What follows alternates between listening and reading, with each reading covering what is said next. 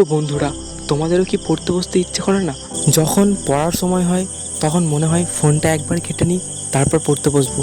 কিন্তু যখন ফোনটা হাতে নাও, তারপর ফোন ঘাঁটতে ঘাঁটতে কখন যে টাইম পেরিয়ে যায় নিজেই বুঝতে পারো না। এবং এইভাবে যখন সারাদিন পার হয়ে যায় তখন মনে হয় সন্ধেবেলায় পড়তে বসবো, কিন্তু সন্ধেবেলাতেও সব একই ঘটনায় ঘটে।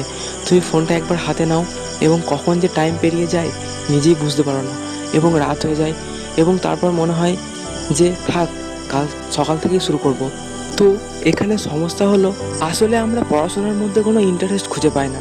শুধু মনে হয় ফোনটা একবার ঘেঁটে নিই, বা এই ভিডিওটা একবার দেখে নিই, তারপর পড়তে বসবো, বা এই নোটিফিকেশানটা একটু চেক করে নিই, কে কোথায় কী কমেন্ট করলো সেগুলো একটু দেখে নিই, তারপর পড়তে বসবো।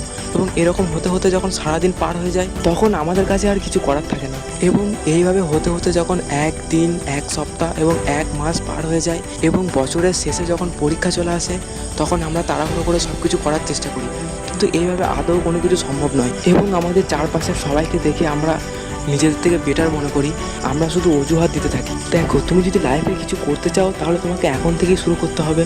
তোমাকে এখন থেকেই নিজের কাজের প্রতি ফোকাস করতে হবে এবং নিজের পড়াশোনার প্রতি ফোকাস করতে হবে।